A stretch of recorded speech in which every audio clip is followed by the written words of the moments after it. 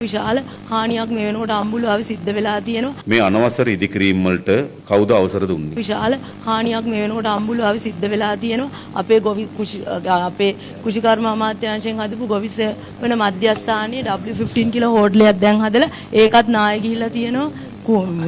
මේ විශාල නායම් ජල ගැලීම් පාරවල් අවහිරීම් මිනිස්සු අවතැන්වීම් සිද්ධ වෙලා තියෙනවා. සියලු රාජ්‍ය ආයතන වල අවධානය මේකේ මේ පුද්ගලික දේපල අවභාවිතය සහ පාරිසරික හානිය සම්බන්ධයෙන් විධිමත් ක්‍රියාමාර්ග ගන්නා ලෙස ඉල්ලා සිටිනවා ජනාධිපති. මේ අනවසර ඉදිකිරීම් වලට කවුද අවසර දුන්නේ? කොයි ප්‍රාදේශීය සභාවෙන්ද අවසර ගත්තේ? විදුලිය දුන්නේ කොහොමද? ඒ වගේ ප්‍රශ්න මතුවෙන්නේ. ඒ නිසා මේවර විශාල ලෙස අක්‍රමවත්ව සිදුවෙච්ච එකක් තියෙනවා. ඒ නිසා මීට පස්සේ විදුලි බල මණ්ඩලයේ කිසිසේත්ම අනවසර ඉදිකිරීමට විදුලිය දීම නතර කරන්න ඕන. ප්‍රාදේශීය සභාවලින් අවසර දීම නතර කරන්න ඕන. ඒ නිසා අපිට මේ නිවේශනයකදී ජීවිත සහ දේපල හානි වීම වැළැක්වන්න නම් අපේ ප්‍රාදේශීය සභාවල තියෙන බලතල ඉතා හොඳින් ක්‍රියාත්මක කරන්න ඕන. විදුලි බල මණ්ඩලයට මේකේ තියෙන හොඳ පාට් එකක් තියෙනවා කරන්න. විදුලිය දෙන්නේ නැත්නම් ඒව ගොඩක් ප්‍රමාණයක් පවතින්නේ නැහැ. ඒ වගේම මධ්‍ය කඳුකරේ අපි සමීක්ෂණයෙන් පසුව ක්‍රමානුකූලව මම හිතන්නේ හඳුනාගත් උපදේශවලට අපි වන්දි දීලා ඒ වගේ ඉඩම් සහ ඒ උපදේශ ආණ්ඩුවට පවර ගන්න අපේ සැලසුමක් තියෙනවා.